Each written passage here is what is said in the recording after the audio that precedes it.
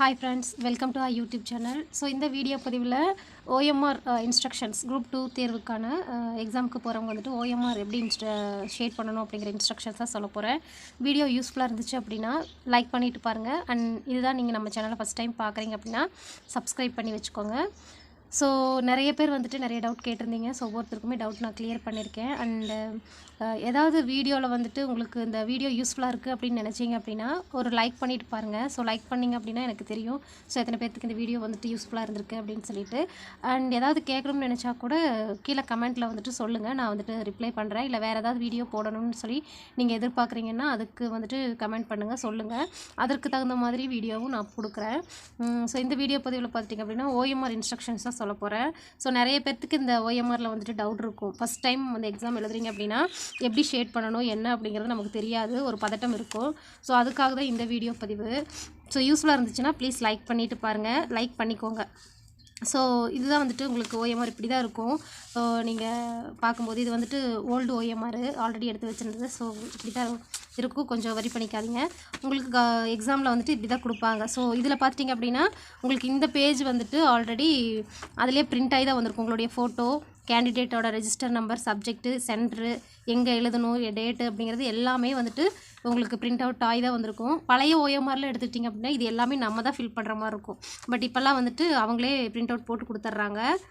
Next பார்த்துட்டிங்க அப்படின்னா இது வந்து கொஷின் புக்லெட் நம்பர் கேட்டிருப்பாங்க. ஸோ உங்களுக்கு வந்துட்டு கொஷின் வந்துட்டு இந்த மாதிரி தான் கொடுப்பாங்க. சீலிங் இருக்கும், சீல் அவங்க உடைக்கும்போது பிரிச்சுக்கலாம்னு சொல்லும்போது நம்ம உடைச்சிக்கலாம். ஸோ இங்கே பார்த்துட்டிங்க அப்படின்னா கொஷின் பேப்பர் புக்லெட் நம்பர் அப்படிங்கிறது இதுதான். இந்த நம்பரை தான் வந்துட்டு நம்ம இங்கே ஷேட் பண்ணுவோம்.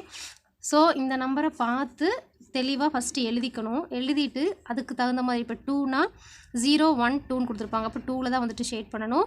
0னா 0வில் ஷேட் பண்ணணும். நீங்கள் வந்து தப்பாக ஷேட் பண்ணிக்கிறாங்க 1 அப்படின்னு சொல்லி மாற்றி. நம்ம பதட்டத்தில் என்ன பண்ணிடுவோம்னா சம்டைம்ஸ் மாற்றி வந்துட்டு நம்ம ஷேட் பண்ணிடுவோம். ஓகேங்களா? இப்போ பாருங்கள் புக்லெட் நம்பர் 220137790 இருக்குன்னு வச்சுக்கோங்க. ஸோ ஃபஸ்ட்டு 2வை வந்துட்டு மார்க் பண்ணிவிட்டு நம்ம இந்த 2வை ஷேட் பண்ணணும். நெக்ஸ்ட்டு பார்த்துட்டிங்கன்னா 0. இந்த அவுட்லைன் ஃபஸ்ட்டு நீங்கள் போட்டுட்டு அதுக்கப்புறம் ஷேட் பண்ணிங்க அப்படின்னா உங்களுக்கு யூஸ்ஃபுல்லாக இருக்கும்.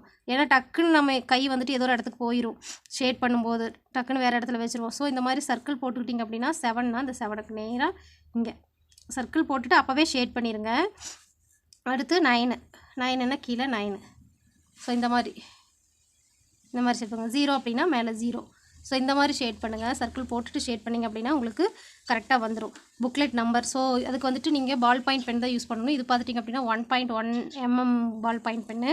ஸோ இது வந்துட்டு சுரேஷ் IAS அகாடமியில் வந்துட்டு ரெஃபர் பண்ணாங்க எக்ஸாமுக்காக. இது வந்துட்டு ஈஸியாக ஷேட் பண்ணிடலாம் அப்படின்னு சொல்லிட்டு ரெஃபர் பண்ணாங்க. ஸோ அதை பார்த்துட்டு ஹஸ்பண்ட் வந்துட்டு ஆன்லைனில் ஆர்டர் போட்டாங்க. பட் இதோட ப்ரைஸ் வந்துட்டு ரொம்பவுமே ரேட் ஜாஸ்தியாக இருக்கும். பட் இது வந்துட்டு நீங்கள் வாங்காதீங்க, நார்மல் கடையில் கொடுக்குற பால் பாயிண்ட் பென் வாங்கிட்டீங்கனாலே ஓகே. அண்ட் இங்கே பார்த்துட்டிங்க அப்படின்னா ப்ரெசென்ட், நம்ம எக்ஸாமில் வந்துட்டு ப்ரெசென்ட் ஆகிருப்போம். ஸோ அதை வந்துட்டு ஷேட் பண்ணணும். நெக்ஸ்ட்டு பார்த்துட்டிங்க அப்படின்னா இந்த பேஜ் வந்துட்டு நீங்கள் லாஸ்ட்டாக தான் ஃபில் பண்ணுவீங்க. ஸோ இதெல்லாம் வந்துட்டு கம்ப்ளீட் பண்ணிவிட்டு தான் ஃபில் பண்ணுவீங்க. ஓகேங்களா? ஃபஸ்ட்டு நம்ம கொஷின் பேப்பரில் வந்துருக்கக்கூடிய 1னா 1க்கு என்ன, 2னா 2க்கு என்ன அப்படிங்கிறத பார்த்து தான் வந்துட்டு ஃபில் பண்ணுவோம். ஸோ கொஷின் வந்துட்டு 1 2 3 4 அப்படின்னு கொடுத்துருப்பாங்க. ஸோ அந்த மாதிரி ஷேட் பண்ணுவீங்க. ஓகேங்களா? இந்த மாதிரி ABCD அப்படின்னு சொல்லிட்டு டோட்டலாக வந்துட்டு ஷேட் பண்ணிடுவோம். ஷேட் பண்ணிவிட்டு லாஸ்ட்டாக வந்துட்டு என்ன பண்ணுவோம்னு பார்த்தீங்கன்னா கவுண்ட் பண்ணி எழுதுவோம். இப்போ A அப்படின்னு எடுத்துட்டிங்கன்னா 1 2 3 4 5 6 7 8 9 10 11 12 13 14 15 16 17. அப்போ 17 வந்துட்டு நம்ம ஷேட் பண்ணியிருக்கோம் அப்படிங்கிறது இங்கே எடுத்து எழுதிடுவோம். இதே போல் எல்லாத்துக்குமே வந்துட்டு எழுதுவோம். ஃபுல்லாக கவுண்ட் பண்ணி ஃபஸ்ட்டு எழுதிடணும். எழுதிட்டு நான் என்ன பண்ணுவேன்னு பார்த்துட்டிங்கன்னா லாஸ்ட் ஒர்க் ஸ்பேஸ் கொடுத்துருப்பாங்க கொஸ்டின் பேப்பரில்.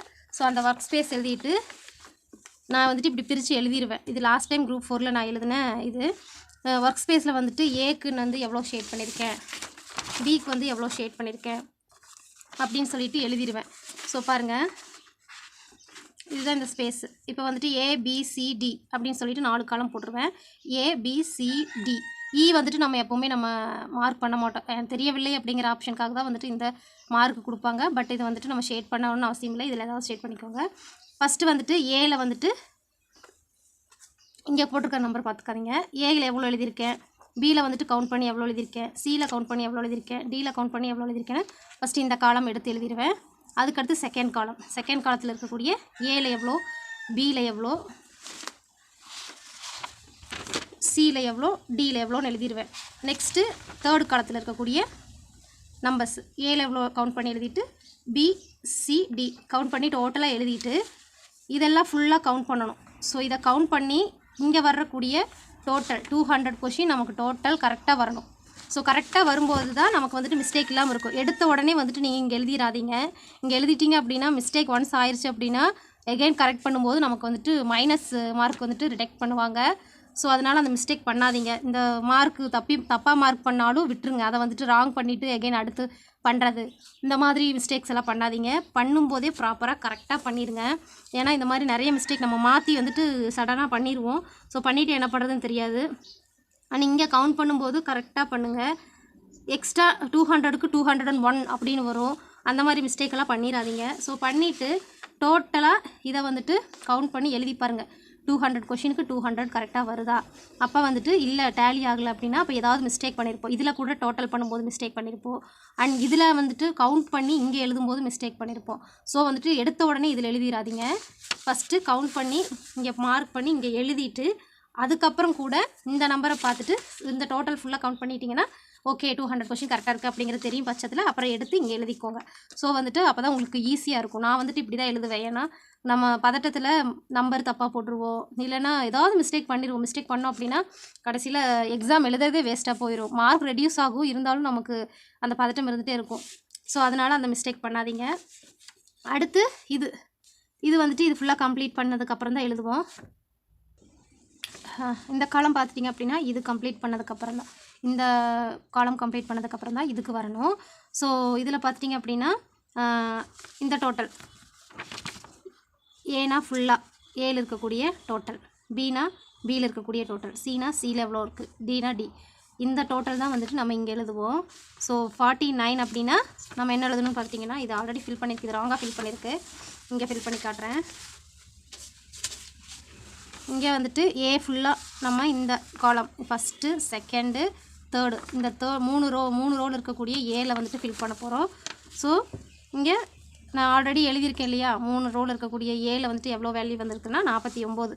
அப்போ வந்துட்டு ஃபஸ்ட்டுக்கு வந்துட்டு 0 4 9 இப்போ 0 ஸ்டேட் பண்ணணும், அடுத்து 4 அடுத்து 9 ஸ்டேட் பண்ணணும். இந்த மாதிரி தான் ஏக்கு பிக்கு சிக்கு டிக்கு. ஈக்கு வந்துட்டு நம்ம எதுவுமே நம்ம ஃபில் பண்ணல அப்படின்னா 0 0 0 4க்கு 0 வந்துட்டு ஆட் பண்ணிடலாம். இல்லை நீங்கள் ஏதாவது 1 2 3 அப்படி இது பண்ணியிருக்கீங்கன்னா 0 1 போட்டுக்கலாம், 0 0 1 போட்டுக்கலாம். இல்லை 10 அந்த மாதிரி போட்டிருக்கீங்கன்னா 0 1 10 என்ன வேல்யூ போட்டிருக்கீங்களோ அதை வந்து இங்கே ஷேட் பண்ணணும். நெக்ஸ்ட் இங்கே பார்த்துட்டிங்க அப்படின்னா இன்விஜிலேட்டர்ஸ் தான் வந்துட்டு இங்கே நம்ம இங்கே போட்டிருக்கோம் இல்லையா. ஸோ இந்த வேல்யூவெல்லாம் கரெக்டாக இருக்கான்னு சொல்லிட்டு டேலி பண்ணி பார்த்துட்டு அவங்க இங்கே போட்டு அதோட டோட்டல் 200 கொஷின்ஸ் டோட்டல் போட்டு இங்கே சைன் பண்ணிடுவாங்க. இங்கே வந்துட்டு நம்மளுடைய சைன் ஃபஸ்ட்டே வாங்கிடுவாங்க. அதுக்கப்புறம் இங்கே வந்துட்டு இந்த டேலி பண்ணிவிட்டு இங்கே வந்து இன்விஜிலேட்டரோட சைன் வந்துட்டு போடுவாங்க. நெக்ஸ்ட்டு பார்த்துட்டிங்க அப்படின்னா இங்கே வந்துட்டு நம்மளுடைய லெஃப்ட் தம் ஃபிங்கரோட ஃபிங்கர் பிரிண்ட் வந்துட்டு வைக்க சொல்லுவாங்க. ஸோ ஃபிங்கர் பிரிண்ட் வந்துட்டு அவங்களே ஸ்டாம்ப் கொடுப்பாங்க. நம்ம இங்கே ஃபிங்கர் பிரிண்ட் வச்சிடணும். வச்சுட்டு அங்கேயே வந்துட்டு ஒவ்வொரு ஸ்டாஃப் வந்துட்டு நம்மளுக்கு ரஃப் கிளாத் கொண்டு வருவாங்க.